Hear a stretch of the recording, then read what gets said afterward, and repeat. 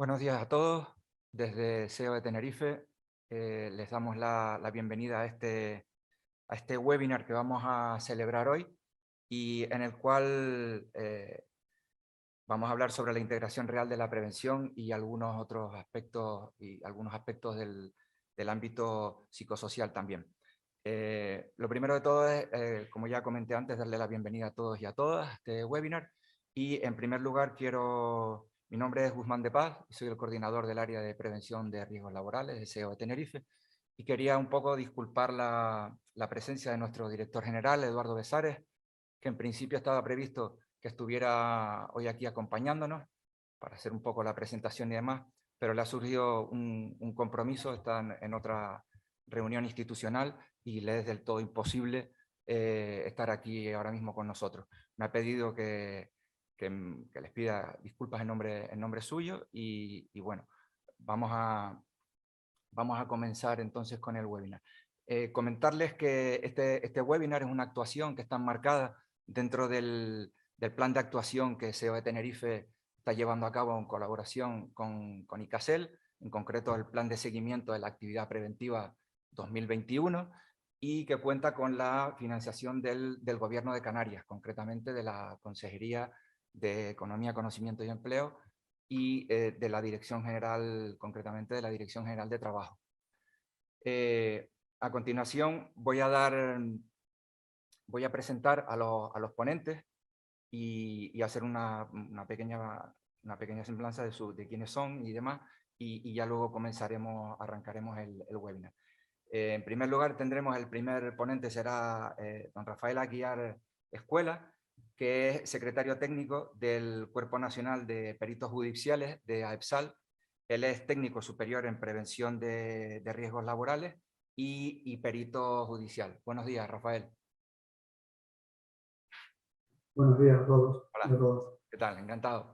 Bueno, un momentito. Y también vamos a contar con la presencia de don Ignacio Romero Quintano, que es especialista en medicina del trabajo y es vocal de la Junta Directiva y Delegado Territorial para Canarias de la Asociación Española de Especialistas en Medicina del Trabajo.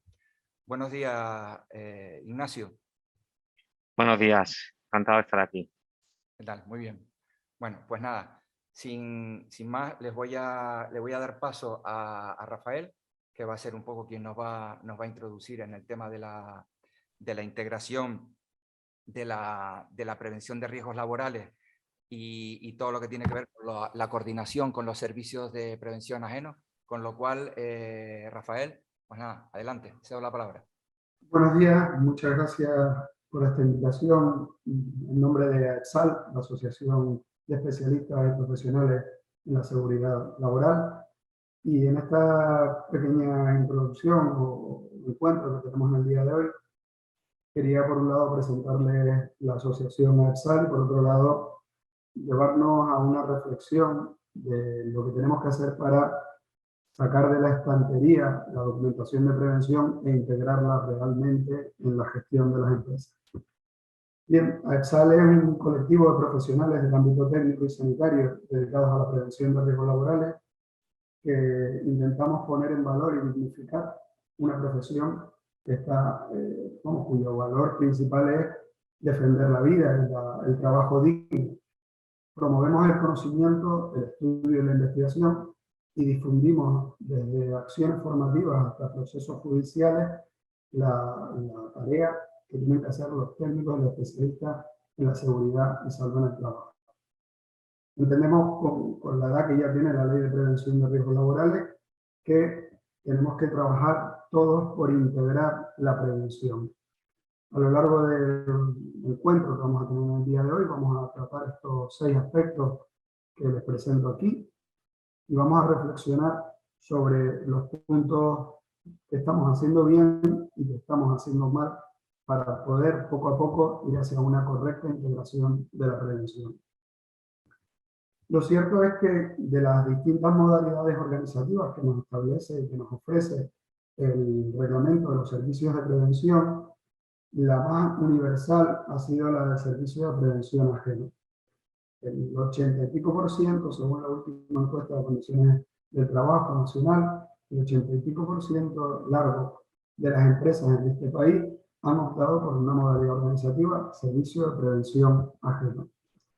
Y el servicio de prevención ajeno es una entidad acreditada y especializada que va a apoyar a la empresa. En ningún momento, en el contrato concierto que se establece por una empresa, en ningún momento se va a asumir por parte del servicio de prevención ajeno la responsabilidad que el marco legal fija al empresario. Y esto es algo que muchas veces las empresas no tienen en cuenta a la hora de fijar un contrato. El contrato tiene que estar alineado necesariamente con los objetivos y las obligaciones legales que tiene el empresario. Por ello, lo que desgraciadamente los profesionales de la prevención nos encontramos cuando una empresa tiene una desgracia sobrevenida por un accidente o un proceso judicial, el que quiera que pueda ser, es que a menudo muchas de las actividades que ellos creían que hacía el servicio de prevención explícitamente están excluidas de ese contrato. Luego, en ese contrato que firma la empresa con el servicio de prevención, ha de siempre chequear una serie de puntos. El primero, que creo yo que todo el mundo tiene bastante claro, es las especialidades que se conciertan, las especialidades técnicas y la medicina, con los costes fijos o variables que se puedan requerir. A menudo el servicio de prevención ajeno, el contrato así lo permite, va a incluir o excluir pruebas analíticas, el propio reconocimiento médico. Luego eso tiene que estar perfectamente conocido por parte del empresario. Estaba en los aspectos claves que tiene que chequear un empresario a la hora de concertar la actividad preventiva. Y como les decía, el tipo de especialidades y los costes fijos y variables del contrato. A menudo la empresa no conoce exactamente las actividades incluidas y excluidas. Así que siempre los contratos de los servicios de prevención van a dejar muy claro los servicios incluidos y excluidos. Muchas mediciones requeridas por problemas técnicos o de higiene industrial van a estar tácitamente excluidos. También hay que analizar el ámbito de aplicación, es decir, centros de trabajo, actividades incluidas y excluidas. Esta es una cuestión que también en ocasiones lleva a sorpresas porque inicialmente se contrata una tienda con un local, se abre un segundo local y nunca aparece ese segundo local. Y si fuera necesario, las visitas técnicas que requiere la empresa para conseguir sus objetivos a instalaciones fijas o temporales. ¿Vale? No es lo mismo trabajar con una instalación fija que no cambia, que como bien sabemos todos, en instalaciones temporales sujetas a muchas variables, incluso a concurrencia de actividades de empresa. Por último, en los contratos debe detallarse o debemos comprobar cuál es la documentación que va a elaborar el servicio de prevención y cuál es la que tiene que gestionar la empresa. Porque cuando se modifica la ley de prevención en el 2002, lo que pretende es que la integración de la prevención transversal y jerárquicamente alcance toda la organización. No vale una consultora externa que viene, hace un trabajo y se va. Si vamos a ese modelo lo único que va a llevarnos es a errores y a incorrecciones en la integración de la prevención. Hay que advertir que el servicio de prevención nos va a dar dos documentos muy importantes a lo largo de la relación contractual, que son la valoración de la integración y la memoria anual de actividades. Esos son documentos en los que vamos a poder valorar tanto lo que la empresa ha hecho correctamente como la tarea que ha debido cumplir el servicio de prevención ajeno. Debe haber una correlación directa entre lo que está en el contrato y lo que el cliente, el empresario recibe como cliente de su proveedor servicio de prevención ajeno. En el concierto debemos siempre chequear que todos los centros, actividades y puestos relacionados con la organización de la empresa están correctamente incluidas y, por supuesto, evaluadas, planificadas y tienen que estar alineadas con la estrategia de la empresa. Luego, para integrar realmente la prevención, tiene que haber una correlación directa entre la documentación que aporta el servicio de prevención y las funciones y tareas que cada una de las partes del organigrama tengan que ejecutar y llevar a término. Para ello es muy importante establecer una comunicación eficaz con el servicio de prevención ajeno, sabiendo que por un lado habrá una comunicación necesariamente económica, comercial, y también tiene que haber una comunicación de soluciones técnicas y legales. En ocasiones la interlocución tiene que ser directa y fluida con el servicio de prevención. La integración, la ley lo deja muy claro, y desde la experiencia del cuerpo de peritos de EPSAL quiero dejar muy claro que la ley no permite externalizar la integración. La integración siempre la tiene que hacer con servicios propios. Se podrá externalizar en los casos donde técnicamente sea inviable y no pueda asumirlo por no ser competente la empresa y no tener recursos propios. Pero en general, la integración de la planificación de la actividad preventiva ha de estar en manos de la empresa. Para ello, la integración requiere que todo el mundo tenga funciones y responsabilidades y acotar los requisitos preventivos de cualquier actividad. No siempre hace falta un recurso preventivo, no siempre hace falta que sea un medio propio, no siempre hace falta que esté en la propia organización, con lo que, bueno, debemos tener claro, por lo menos acotado, cuando proceda, qué medios debo tener, o en su caso, cuáles son los que puedo externalizar. Bien, si nos damos cuenta, esta integración va a requerir, por un lado, una parte de información de negocio y una parte de información técnica. El servicio de prevención ajeno, en condiciones normales, en una micropyme sin demasiadas complicaciones, nos deberá dar el 80% de ese conocimiento técnico. La viabilidad sobre la información del negocio, la viabilidad de los recursos que puedan hacer falta en ese aspecto de gestión, lo tiene que tomar la dirección de la empresa. Esto nos lleva a uno de los grandes problemas que tiene la prevención, y es documentar todo, absolutamente todo lo que hacemos en prevención debe estar documentado debidamente.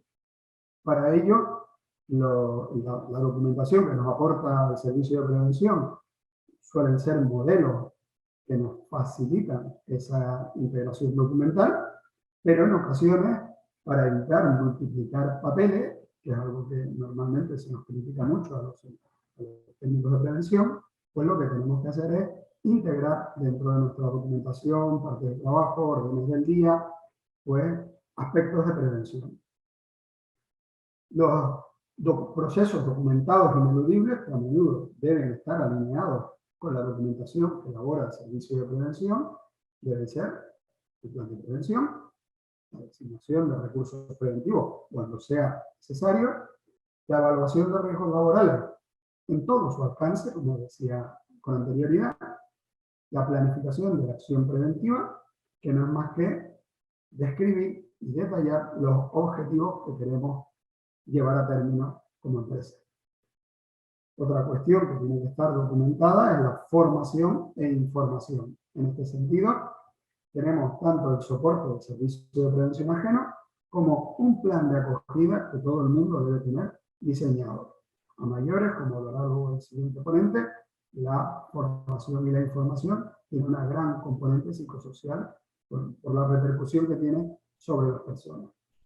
Otra cuestión importante que muchas veces nos dejamos atrás es la autorización y habilitación de los trabajadores. Cuando sea procedente, habrá que tenerlo perfectamente documentado. Los procesos de emergencia para trabajos en centros fijos o temporales, también conocidos como medida de emergencia, son procesos que también tienen que estar documentados. Por otra parte, la empresa con los procedimientos va a estar a disposición de dar respuestas documentadas a todo lo que pueda ocurrir. Autorización y habilitación de trabajadores, entregas de equipos de protección, procedimientos para trabajos peligrosos, cosa que en la gran mayoría de las micropymes debemos externalizarlo cuando no tengamos conocimientos técnicos, y esa externalización cumplir los requisitos de coordinación de actividades empresariales. Tampoco se nos puede quedar atrás, como procedimiento, tener definido qué instalaciones, equipos o mantenimiento nos hacen falta. Por ocasión de la crisis COVID que vivimos, hemos aprendido todos limpiezas, rutinas de trabajo, rutinas de ventilación, que pues, hay que ponerla también en los medios técnicos que se tengan que procedimentar y documentar. Bien, para esta integración técnica, para una integración técnica real, el conocimiento técnico del servicio de prevención ajeno es fundamental. Pero si no hay alguien mediando con conocimiento también del proceso productivo de la empresa en la que estemos, pues se pierde eficacia en la integración. No podemos dejar en manos de un administrativo que pueda conocer una parte parcial de la organización ese conocimiento que tenemos que darle al servicio de prevención ajeno. En algún momento el servicio de prevención ajeno tiene que recibir una visión holística e integral de la empresa. En esa integración técnica debemos participar todas las personas y habilitar los medios auxiliares. A menudo la gente cree que tiene una protección, pero no se está protegiendo correctamente. Equipos de ventilación, los técnicos nos hemos encontrado muchas veces que la gente compra equipos de protección individual, pero que no son los adecuados a lo que tienen que proteger. Los medios auxiliares han ido teniendo paños, arreglándolos, y al final no son los que tienen, los necesarios. No tenemos recursos a veces fijos como un punto de fijación, una línea de vida o condiciones de acceso seguros, bien para nuestro personal, bien para gente que venga exteriores, e integrar también los permisos de trabajo o las autorizaciones y comprobaciones previas. La idoneidad, como les decía antes, de los equipos de protección o valorar cualquier tipo de tarea es lo que tiene que integrarse. A menudo todo esto se traduce en un documento que puede ser una lista de chequeo o un control interno que pueda ayudar a la empresa. Para ir acabando, y por un poco centrar el siguiente ponente y lo que vamos a hablar a continuación, que es sobre la integración psicosocial. Si todo lo que he venido contando anteriormente ya a veces en algunas empresas nos resulta difícil, quizás la integración psicosocial es algo que estamos empezando a dar los primeros pasos, pero que dista mucho lo que nos encontramos profesionales en la prevención de lo que realmente debemos tener. A menudo nos encontramos situaciones en las que ni siquiera hay una evaluación de riesgo psicosocial. Y la evaluación de riesgo psicosocial debe ser el paso inicial para la integración del riesgo psicosocial. Porque la evaluación del riesgo psicosocial nos va a permitir identificar las dimensiones de riesgo que van a estar afectando o que son más sensibles en una determinada organización. Una vez que hacemos una evaluación de riesgo e identificamos las dimensiones de riesgo psicosocial que procede estudiar en una organización, debemos establecer acciones concretas, preventivas o correctivas de las situaciones que detectemos. Es muy importante para la integración del riesgo psicosocial atender a la diversidad de los requisitos operativos de la organización. Les voy a poner un ejemplo muy sencillo, pero no es lo mismo la gente que atiende al público que el que está en una oficina. Y no es la misma la dimensión de riesgo y los requisitos psicosociales que puede requerir el público. Tendremos que llegar a todos los niveles jerárquicos para entender el porqué y el cómo, atender a las competencias personales y trabajar en una formación y capacitación en competencias que nos va a llevar a la mejora continua. Todo lo que no ordenemos de esta manera no nos llevará a una integración eficaz. Por último, quisiera dejar 4 ideas fundamentales y es que todo empresario debe conocer el alcance del contrato que firma, personalizar los recursos que van a participar en esa relación con su servicio de prevención y documentar aquellos procesos y procedimientos que tengan que tener documentados. Nunca improvisar, puesto que las soluciones técnicas u organizativas están al alcance de todos. Confiamos en EPSAL y confiamos como profesionales de la prevención que integrar es la única clave para el éxito. Sin más, muchas gracias.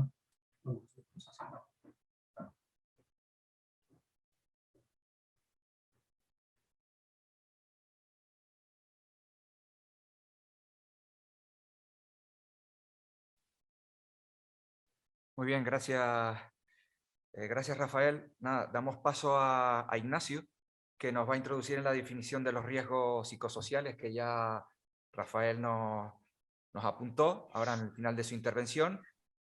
Muchas gracias, Rafael, muy esclarecedora, todo muy bien resumido. Al final tenemos algunas preguntas que ya nos han ido trasladando.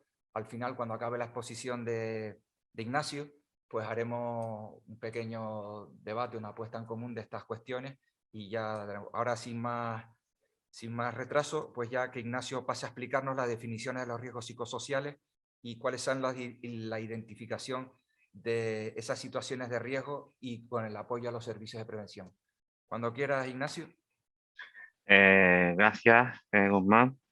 Primero, pues agradecer la invitación en mi nombre y en la del doctor don Luis Reynoso, el presidente de la Asociación Española Especialista en Medicina del Trabajo.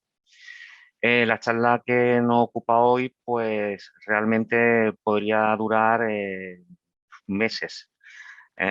Como ha comentado Rafael, hay mucho todavía por avanzar en la realidad, pero también es real que la teoría está bastante clara, ¿de acuerdo?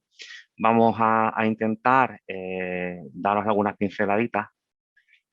Yo he organizado la charla en una primera introducción para definir lo que es el riesgo psicosocial, luego una segunda parte que va a comprender prácticamente el 80% de la charla, que es identificar situaciones con la idea de que agudicemos la vista y el olfato también y refresquemos un poquito este tipo de situaciones para poderlas reconocer si las vemos en nuestro entorno. Y por último, y a modo de conclusión, alguna pinceladita de lo que sería la gestión de la empresa de este tipo de riesgo con su servicio de prevención, aunque Rafael ya ha ahondado bastante en ese aspecto.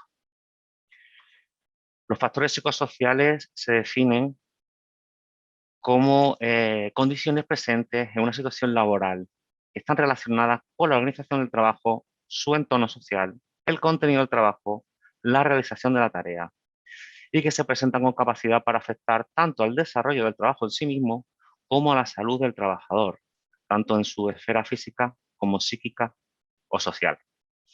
Unas condiciones psicosociales adversas o inadecuadas están en el origen tanto de conductas y actitudes inadecuadas a la hora de desarrollar los trabajos, como de determinadas consecuencias perjudiciales para la salud y el bienestar del trabajador. Os pongo una referencia ahí abajo, que fue un comité mixto que decidió realizar la Organización Internacional del Trabajo y la Organización Mundial de la Salud. Fijaos la importancia, ¿no?, de estas dos organizaciones que fijaron un comité mixto de ambas organizaciones para trabajar en este aspecto, en los riesgos psicosociales. Y fíjense en la fecha, 1984. Es decir, los riesgos psicosociales son conocidos desde hace muchísimo tiempo. Y como podéis también apreciar, la definición que se dio en su momento prácticamente es idéntica a la que aún a día de hoy sigue vigente. Vamos a intentar desglosar por factores. El primero sería el contenido del trabajo, relacionado con el diseño de la tarea, las exigencias que conlleva, la manera y la forma de ejecutarla, pero también en un equilibrio con el significado que tiene para quien la realiza. Si una tarea está bien diseñada, las herramientas, su forma de ejecución está clara, pues probablemente vaya a ser más satisfactoria para el trabajador a la hora de realizarla y todo lo contrario. Una tarea mal diseñada con herramientas inadecuadas, pues probablemente vaya a no ser tan satisfactoria, incluso a ser un factor estresor. Situaciones que podríamos encontrarnos y reconocer en ellas riesgos psicosociales en cuanto al contenido del trabajo, pues tareas con ciclos cortos, monótonas, repetitivas, un trabajo poco valorado, tareas desagradables como por ejemplo de limpieza que puedan generar rechazo. Un factor importante que es el desajuste entre las exigencias de las tareas y las capacidades del trabajador, tanto por exceso como por defecto. Un trabajador con una gran capacidad y grandes competencias y habilidades dedicado a tareas pues simples, le va a generar frustración y estrés. Y todo lo contrario, un trabajador al cual se le encomienda una tarea de elevada complejidad para el cual no está preparado, no tiene la habilidad y la competencia precisa, pues va a ser un factor estresor importante. Por otro lado, también tenemos situaciones en las cuales se requieren elevados niveles de creatividad, exigencias emocionales y el trato con personas, ¿vale? Siempre el trato con personas puede llevar conflictos y hay que tener cierta formación y protocolos desde la empresa para evitar esas situaciones y que impacten sobre el trabajador. Ya no digamos si hablamos de tareas que puedan llevar riesgo de violencia, como clientes conflictivos, trabajos con bienes valiosos, trabajadores, por ejemplo, que tienen que dar de baja servicios por impago, por ejemplo. Ya de por sí la tarea conlleva un factor estresor. Pasamos al segundo factor, la carga y ritmo del trabajo. Van muy unidas, ¿vale? Tanto a la cantidad del trabajo como un aspecto cualitativo, que sería el ritmo, y aquellos niveles de atención que requieran para la ejecución de las tareas. Situaciones, una sobrecarga de trabajo, tenemos claro que es un factor estresante, pero un trabajador que no tenga contenido en su trabajo, que apenas tenga carga de trabajo, se puede también sentir muy frustrado y derivar en un perjuicio para su salud mental. Ritmos elevados de trabajo, donde el trabajador se vea atropellado. Un ejemplo importante de ritmos impuestos serían las fábricas automatizadas, ¿vale? También conllevan un factor estresor. Plazos estrictos de ejecución, como por ejemplo aquellos plazos para presentar a la administración y que si no se cumplen pudieran llevar sanciones importantes para la empresa. Esa responsabilidad, esa tarea no está bien definida con el tiempo para poder realizarla, los apoyos necesarios, herramientas necesarias, pues realmente son muy estresantes para el trabajador. Aquellas tareas que requieren una elevada concentración y atención, pero además que sea sostenida en el tiempo, eso al final conlleva un desgaste. Ese desgaste al final conduce a errores. Esos errores conllevan a frustración, conllevan a estrés. Interrupciones. Si no hemos hecho un planning del día para hacer un trabajo o una tarea concreta y nos están interrumpiendo, por ejemplo, con múltiples llamadas de teléfono, pues es un factor estresor. Cuando las tareas son imprevisibles o cuando el tiempo es inadecuado para el desempeño de las tareas. Otro factor importante, la información que sea adecuada, ¿vale? Una información por exceso puede incluso despistar al trabajador, puede llegar a abrumarlo. Por defecto ya ni digamos, porque va a generar dudas y una falta de seguridad en sí mismo.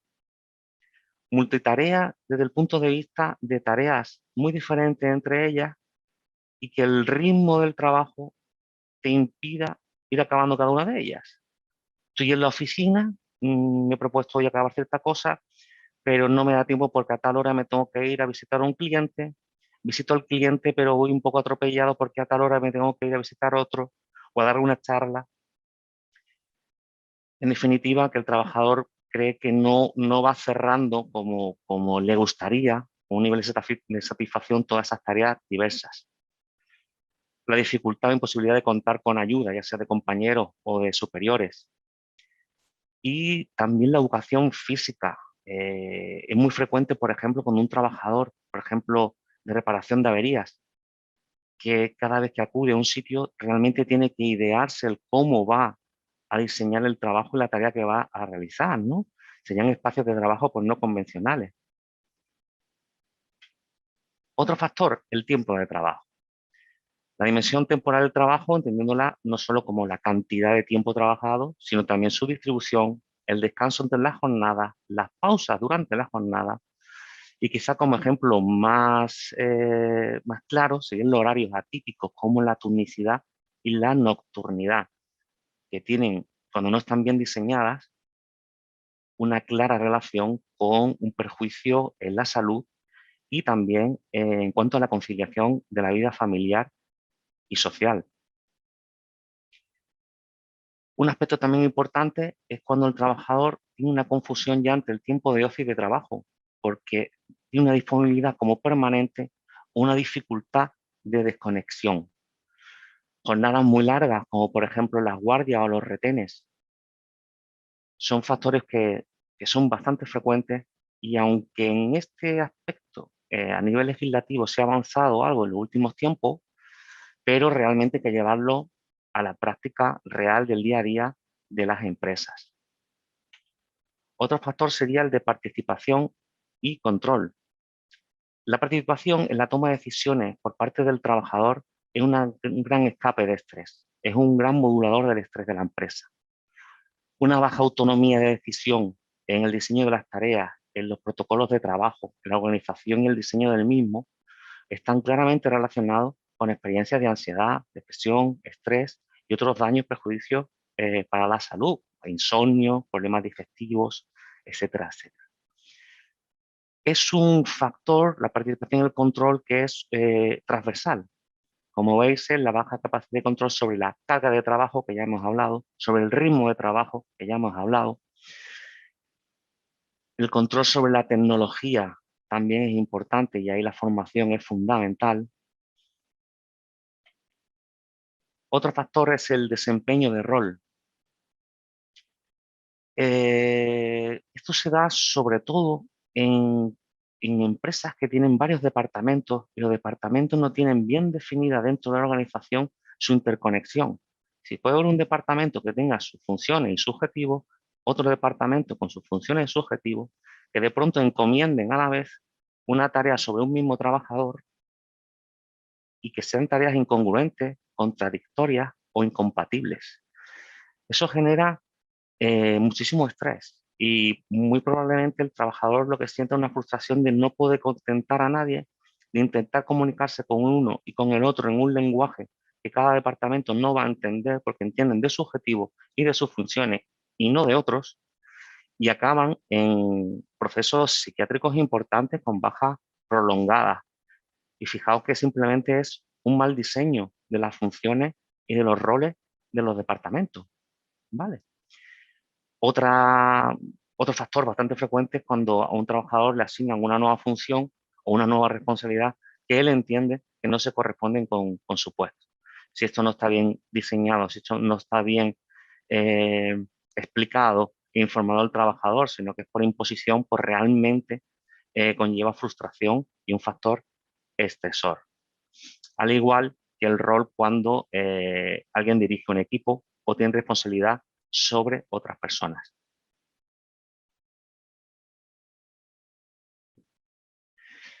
El desarrollo profesional es muy saludable en una empresa que exista una transparencia en cuanto a la meritocracia o la posibilidad de promocionar y mejorar a nivel profesional. Pero tiene que estar muy bien definido, porque si no se pueden llegar a conflictos. Es decir, todo lo que puede ser una buena idea, si no se lleva con total transparencia y bien definida y con consenso, puede ser fuente de estrés. Aquí lo fundamental yo diría que es básica tener una formación adecuada y ponderada con el puesto de trabajo y la empresa. Es decir, ni sobreformar ni tampoco que haya un déficit de la misma o una formación inadecuada. Si hay formación cíclica y adecuada en una empresa, este tipo de problemas se suele minimizar bastante, ¿vale? Podemos formar de pronto a un trabajador y capacitarlo por una tarea nueva, donde él esté ilusionado. Todo este tipo de situaciones se dan en muchísimas empresas porque no está bien diseñado, ¿eh? Y porque muchos trabajadores muchas veces se sienten frustrados porque han promocionado a un compañero y no a él. Otra de las cuestiones importantes es cuando no existe un balance entre el esfuerzo que aporta el trabajador y la recompensa que obtiene, o la falta de reconocimiento e interés por el trabajador. Son agentes estresores. Otro factor, las relaciones interpersonales y apoyo social. Esto estaba muy claramente relacionado con un concepto de hace unos años para acá, que es el clima laboral, ¿no? Un buen clima laboral es una empresa saludable, ¿eh? Las relaciones interpersonales se deben promocionar en una buena dirección por parte de la empresa, tanto entre compañeros como con mandos subordinados y también con externos, clientes, proveedores, etcétera, etcétera. Cuando esto no existe, pues situaciones, por ejemplo, de aislamiento, conllevan también un perjuicio de la salud mental en casi todos los casos. Hay que tener definidos estos riesgos y hay que tener un protocolo también de gestión dentro de la empresa de situaciones de conflicto. Es decir, tenemos que estar preparados para cuando lleguen, porque pueden llegar, pero tenemos que estar preparados para saber cómo actuar, ¿vale? Y actuar acorde con las circunstancias y con medida. Y por último, los equipos de trabajo y exposición a otros riesgos especiales. A ninguno se nos escapa que todos tenemos que trabajar con un tipo de herramienta. Si la herramienta la empresa no la proporciona la adecuada o el mantenimiento no es el correcto, todo esto conlleva muchísima frustración. Un ejemplo, por ejemplo, un administrativo que dependa, por ejemplo, de un escáner, lo que es básico en sus tareas diarias, es estar escaneando y digitalizando documentos, que se le averíe y no se lo arreglen hasta dentro de varios días y se le acumule el trabajo, si esa situación es repetitiva. O en caso de trabajos que, por ejemplo, dependen de un programa concreto y el programa se cuelga y se cuelga o es lento. Todo este tipo de situaciones son fruto de muchísimas patologías y es más frecuente de lo que nos podríamos imaginar, ya que es algo que realmente es fácilmente identificable. Pero si no existe dentro de la empresa un diseño de comunicación donde el empleado pueda tener un espacio para hablar con tranquilidad y comunicar sus inquietudes, sus obstáculos diarios, pues probablemente la empresa no conozca ni siquiera esta serie de defectos que son en muchos casos muy fácilmente solucionables.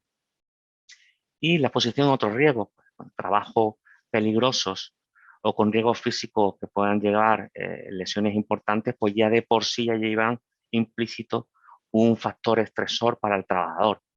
Bueno, pues tener una buena formación, tener buena una competencia, capacidad para realizar los trabajos, EPI en condiciones, etcétera, etcétera, etcétera, pues minimiza ese estrés.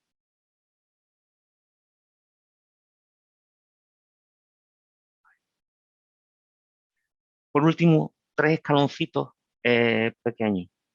El primero, las medidas de prevención en origen.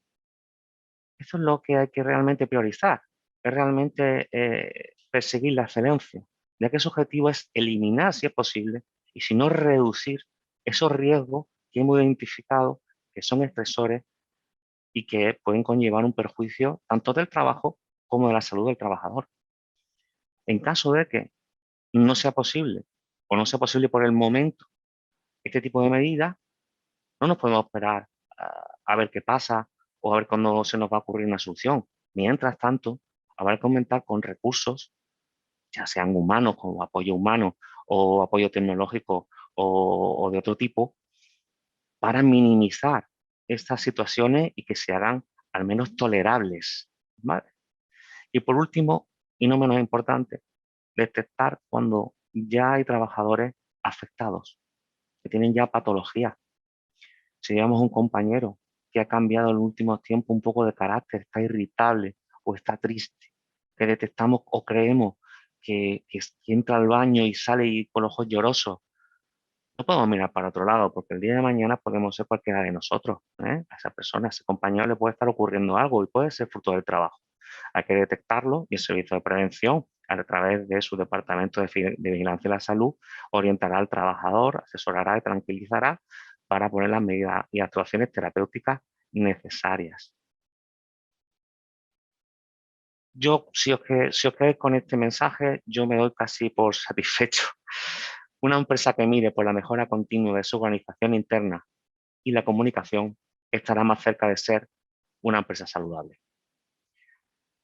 Muchas gracias por vuestra atención.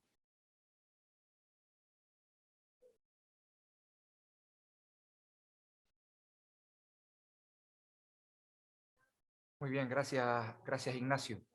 Muy esclarecedora también tu intervención y como siempre muy bien estructurada y clarito los puntos a seguir.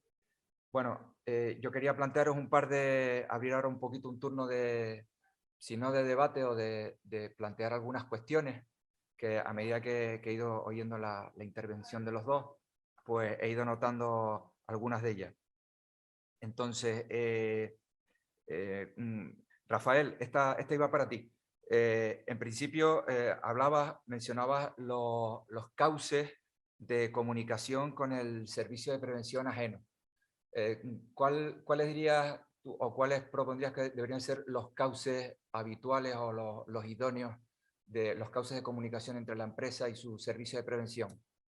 Normalmente debe haber una relación administrativa comercial para poder trabajar sobre el alcance del contrato y sobre prestaciones paralelas que puedan hacer falta, como puede ser gestión de citas médicas, una actuación concreta para un curso para habilitar a alguien para algo. Y por otro lado tiene que haber el interlocutor técnico, que es el que ha visitado físicamente la empresa, conoce las condiciones de producción y conoce la máquina, las herramientas, la disposición física del inmueble, con lo que puede darle también un conocimiento más técnico. Puede ser que sea la misma persona o personas distintas, pero tiene que haber alguien que pueda dar esa visión completa, esa respuesta completa al empresario. Vale, perfecto. Aprovecho lo que mencionas, la figura esta del interlocutor técnico, creo que lo acabas de definir, ¿no? Vale, esto sería personal de la propia empresa y alguien de la propia empresa y bien, esta persona, este interlocutor, ¿debería tener algún tipo de formación en prevención de riesgos laborales? Sí, hoy en día todos los marcos normativos, los convenios que van desarrollando esta figura, creo que la formación que el reglamento recoge como formación básica debería ser la mínima que pudiera tener. Esas 50 o 60 horas, depende del sector y de actividad, con una parte un poquito más concreta siempre de la actividad productiva de la empresa.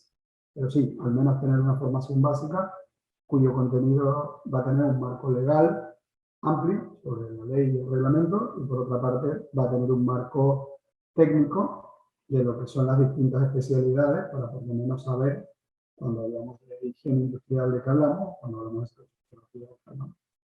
Vale. Muy bien.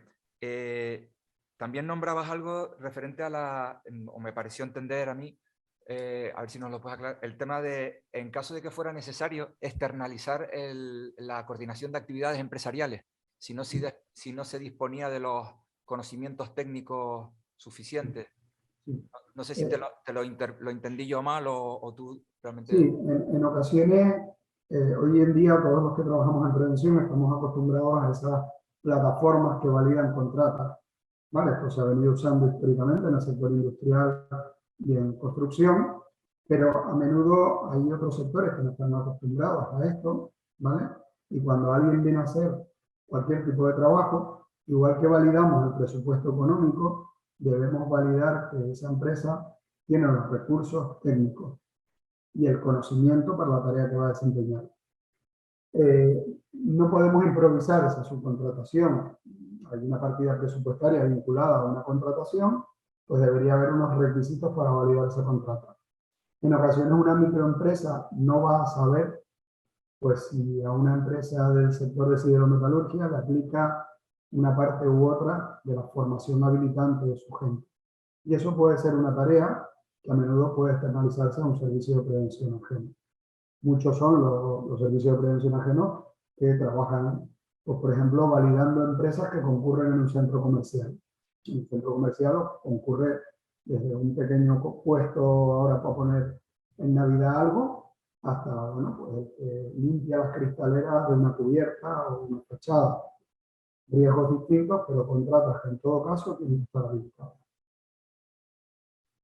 Muy bien, perfecto. Me parece muy acertada la aclaración.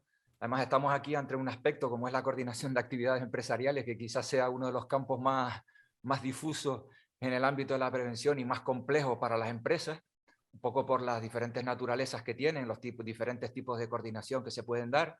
Y efectivamente, como tú bien apuntabas, además tenemos el añadido del tema de, ya yéndonos a grandes empresas, de las plataformas y demás, que requieren además de unos conocimientos técnicos y de...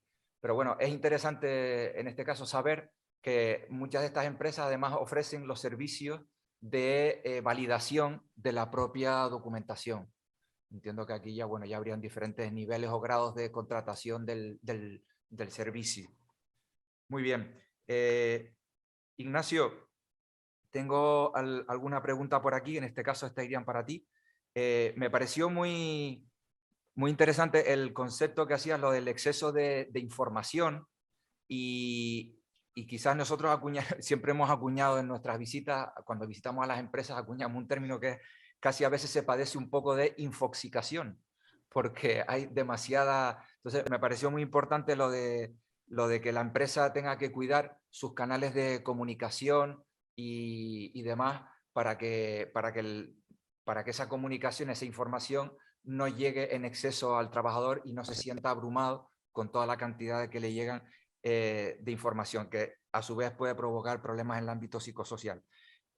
Cuando el tema de la evaluación de riesgos psicosociales, que ahora pues ha cobrado mucho más auge con todo el tema de la pandemia y demás, Ignacio, ¿cuándo crees que, o sea, cuándo habría que llevarla a cabo? Hay muchas empresas que la duda que tienen es que dice, bueno, muy bien, sé que la tengo que hacer, pero ¿es obligatorio hacerla en un determinado momento? A ver, para hacer una evaluación del riesgo psicosocial en cualquier empresa, cualquier momento es bueno. E incluso yo diría de empezar por cositas básicas, ¿vale? Que sean controlables por la empresa e ir creciendo. Ponerse objetivos de demasiado alcance inicialmente muchas veces conlleva un abandono, ¿vale? Y a un cumplir muy básico. Yo creo que aquí lo fundamental es el diálogo. Es decir, si existe comunicación tanto horizontal de los trabajadores como vertical con los mandos y alta dirección, entre ellos pueden ir detectando cuáles son a lo mejor las áreas más urgentes donde realmente habría que ir a afrontarlo. Y poco a poco ponerse objetivos pues, semestrales o anuales o trimestrales e ir poquito a poquito ahondando. Lógicamente, ese apoyo y esa orientación la puede dar el servicio de prevención perfectamente y debe hacerlo y dirigirles un poquito, ¿vale? Y pues te pueden hacer encuestas y pueden hacer evaluaciones que salen mucha cosita por ahí por donde empezar. Es decir, yo creo que lo primero es cualquier momento es bueno y cualquier inicio, por muy básico que sea, es un inicio perfecto. Y de ahí ir avanzando poquito a poco. Vale, pues creo que me acabas de apuntar algo sobre las dos otras cuestiones que te tenía que preguntar, que era que si la evaluación de riesgos psicosociales si había obligatoriedad de que la haga el servicio de prevención o alguien en algún momento planteaba si el propio empresario puede afrontarla. No sé si o bien porque tenga en su plantilla personal que tenga los conocimientos para ello o a través de alguna consultora externa. A ver, eh, lo básico y lo normal sería que se solucione a través de su servicio de prevención, ¿no? En el área de ergonomía y psicosociología. Lo que pasa que de ahí hacia arriba se pueden hacer muchísimas cosas. Muchísimas cosas. Depende si hay personal preparado dentro de la empresa, se pueden hacer proyectos que mejoren todo este tema del riesgo psicosocial. Es decir, se pueden hacer proyectos de muchísimos tipos, se pueden implantar porque sean ideas propias de la idiosincrasia de la empresa y que nazcan de los mismos trabajadores, de los mismos responsables, como por ejemplo realizar entrevistas entre trabajadores y mando, realizar feedback, se puede hacer, hay montones de cosas. Se puede trabajar en proyectos de felicidad en el trabajo, que es una cosa también muy moderna de hace unos poquitos de años para aquí. Son proyectos que puede coger la empresa y liderarlos si puede, o incluso cogerlo con una consultora externa, que también la existen, pero como una evaluación de riesgo psicosocial, lo suyo es contar con su servicio de prevención, porque tiene un marco legal que lo suyo es garantizarse que realmente se hace con la herramienta que determina la ley. Muy bien. Rafael, por aquí me mandan una pregunta que pues, algunas nos han llegado a través de correo electrónico ya desde ayer que empezamos a hacer la difusión y demás. Y una de ellas nos pregunta, un compañero, que cuál puede ser el número de visitas que normalmente un servicio de prevención tenga que hacer a la empresa o deba hacer a la empresa para que se haga eficaz la prevención, la actuación de prevención. Esa es una gran pregunta porque venimos de épocas pretéritas que se hablaban de horas mutuas. Y esa es una gran pregunta. Quizá al final hay que hablar, como decía, en un plano más económico y hay que ser honestos. Lo que a un servicio de prevención le cuesta dinero es que el consultor técnico esté en la empresa. Entonces, no es lo mismo visitar un comercio de 30 metros cuadrados que 30 metros cuadrados en los que se hace una actividad productiva muy complicada, ¿no? Luego, eso hay que tasarlo y hay que ponerle precio. Está claro que una empresa que no es visitada por su servicio de prevención ajeno y que no tiene claro cómo ocurre, y creo que vosotros también lo habéis vivido, a veces que no sabe quién es su interlocutor, me da igual si paga mucho o poco, eso está mal. ¿Vale? No se puede hacer prevención si no se conocen los interlocutores. Y se tienen que conocer. Y para ello, bien mediante una videoconferencia, bien se pueden hacer algunas actividades, pero la realidad es que hay unas condiciones de seguridad, de higiene, de ergonomía que requieren visitar físicamente la empresa. Yo diría que en ningún momento, si tengo que dar un número, en ningún momento una empresa va a poder dejar de conocer a su servicio de prevención al menos 2 veces al año, ¿vale? Y estoy yéndome al caso más reduccionista, pero hay actividades y hay empresas que el técnico, pese a ser de un servicio de prevención ajeno, tiene que formar parte de la casa. Y seguramente se tendrán que ver todos los meses o semana sí, semana también. Pero vuelvo a lo mismo, hay otros modelos organizativos y legales en Europa en los que la integración permite cada vez más tener recursos propios y que la empresa tenga personas competentes, pues si el riesgo es más psicosocial, pues tener en plantilla un psicólogo, un trabajador social, alguien que tenga unas competencias profesionales más para gestionar pues, esos problemas que comentaba Ignacio antes. Y si es una constructora, que tenga un aparejador o un ingeniero que esté allí, ¿no? Trabajando. Realmente el técnico de prevención es una profesión en valor y debería estar más integrada, no solamente en los servicios de prevención, sino en las propias organizaciones, cuidando de las condiciones de seguridad y salud y de la felicidad, porque no olvidemos, y retomo algo que dijo Ignacio, ¿no? Que hoy se habla del equilibrio de la salud física, mental, social, e incluso ya en la Organización Internacional del Trabajo, espiritual. ¿Vale? Tenemos que ser capaces de dar equilibrio a las personas, y el equilibrio no solamente electrocutarnos.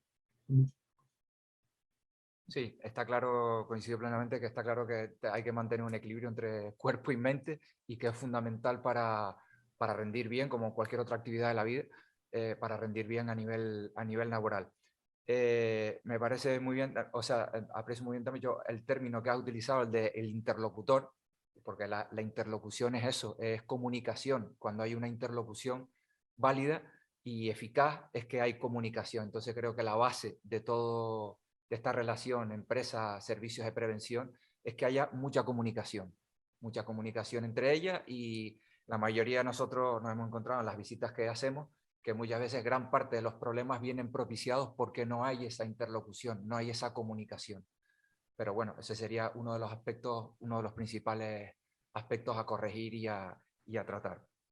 Muy bien, muy interesante. Mira, otra pregunta, esta creo que iría más bien para Ignacio, bueno, o para ti también, para los dos puede ir, que nos preguntan, dice, ¿hasta dónde llega la obligación de los servicios de prevención respecto a los riesgos psicosociales? ¿Hasta ERL? ¿Hasta asesoramiento? ¿Debe el técnico hacer un seguimiento evolutivo de la misma? Yo contestaré sobre el plano contractual y Ignacio que conteste sobre el plano personal, cuando cierra la puerta para hacer un reconocimiento médico. Desde el punto de vista contractual, como dije al principio en mi exposición, hay actividades incluidas y excluidas.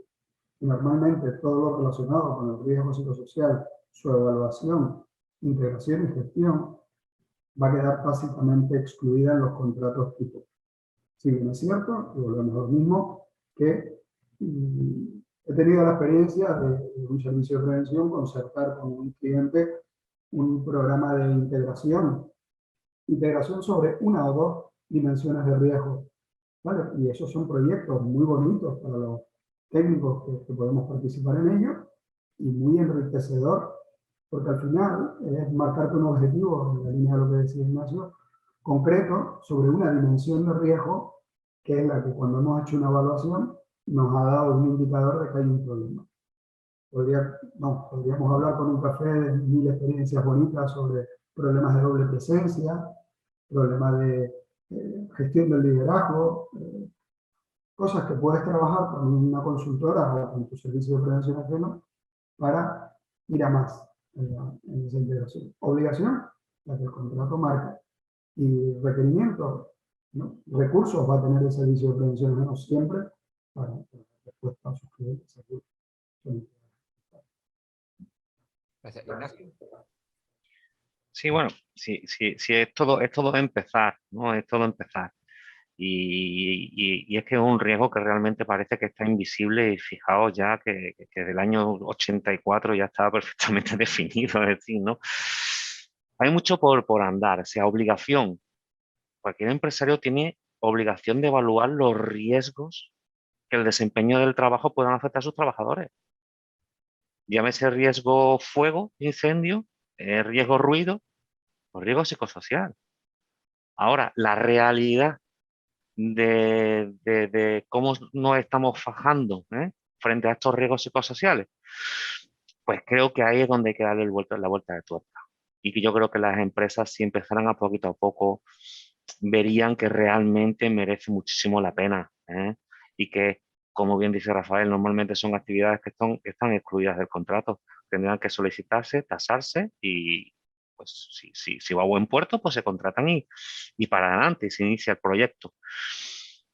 Lamentablemente, muchas veces lo que hacemos los servicios de prevención, porque ya no llega, ya no el humo, ya vemos el fuego, el incendio, es que vemos reconocimientos médicos y vemos ahí un patrón, y a lo mejor detectamos que realmente hay un riesgo psicosocial importante y que puede acabar pues con un perjuicio para los trabajadores y hay que dar la voz de alarma. Y entonces cuando vamos a valorarlo, a evaluarlo, a poner las medidas preventivas, porque sabemos que eso sí que puede ser un gran problema para nosotros.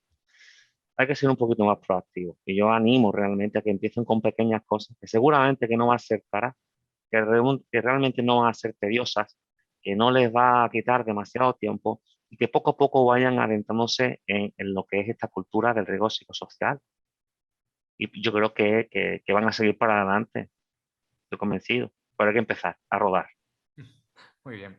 Bueno, creo que en tu respuesta ya me has contestado a la siguiente pregunta que te iba a hacer, que alguien nos planteaba también, que apuntaban que cómo actúa el médico de vigilancia a la salud cuando se detecta que los trabajadores de una empresa están sometidos a gran estrés laboral o viven situaciones injustas de mucha presión.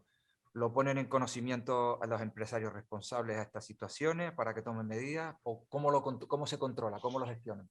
Normalmente se establece un diálogo con el técnico de prevención, ¿vale? Es decir, oye, estamos detectando aquí unos parámetros, unos indicadores X, ¿no? Que parece que van orientados a que aquí hay un problema, ¿vale? De estrés, lo que sea, de sobrecarga laboral, sobrecarga mental, en fin, que puede haber muchísima variedad, ¿no? de componentes, ¿no? Pero si cogemos uno concreto, bueno, pues hay algunas cositas concretas que tienen unas evaluaciones muy concretas. Hay test sobre sobrecarga mental. se puede pasar y a ver qué ocurre. Si sale ahí y sale algo disparatado, pues entonces hay que ponerlo en comunicación de la empresa. Oiga, usted tiene aquí un problema. Fíjese, los indicadores que salen tienen usted un riesgo de carga mental. Sus trabajadores están sobrepasados, ¿vale? ¿Qué podemos hacer?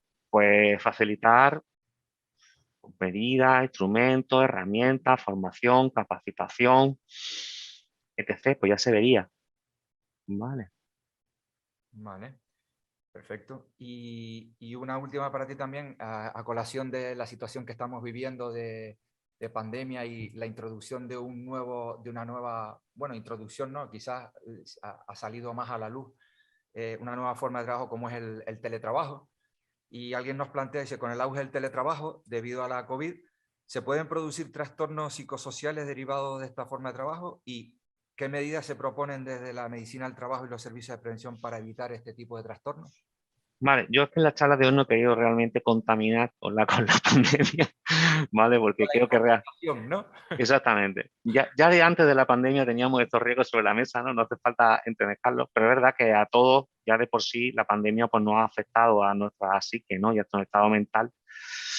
Y a quien además le ha cambiado las condiciones de trabajo y ha estado en teletrabajo, pues hay gente que lo ha llevado muy bien, gente que lo ha llevado regular y gente que lo ha llevado fatal. A ver, creo que hemos dado un salto sideral en cuanto a una adaptación por inmersión prácticamente. Y creo que ya se están sacando muchas conclusiones, ¿vale?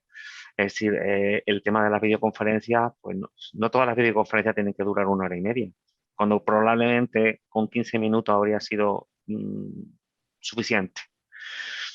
Temas de ergonomía del trabajo. Sí, ahora tengo que poner en mi casa, tengo sitio, no, pues la empresa tendrá que también hay partido y proveer de ergonomía postural, visual, de instrumentos. También el aislamiento que conlleva, se deberían de hacer ciertas reuniones, aunque solamente sea para ver qué tal lo lleva cada uno entre sus pares, ¿vale? No sentirse solo, porque uno lo estará solo físicamente, no estará con sus compañeros al lado, pero sus compañeros están en la misma situación que él. Compartir esa experiencia y el que haya un momento, aunque sea una vez al mes, una vez cada 2 meses, donde los trabajadores pueden sacar un poquito y poner en común sus sensaciones y se apoyen, creo que también es importante. Es decir, son muchos factores los que pueden verse implicados. No es lo mismo la persona que vive sola que la que vive pues con familia, con 4 chiquillos que además en unos momentos determinados no iban ni al colegio. Es decir, ha habido, oye, que la familia es querida, ¿no? Pero llega un momento en que la familia querida en casa y con las exigencias del trabajo, pues igual a lo mejor es demasiado para cualquiera.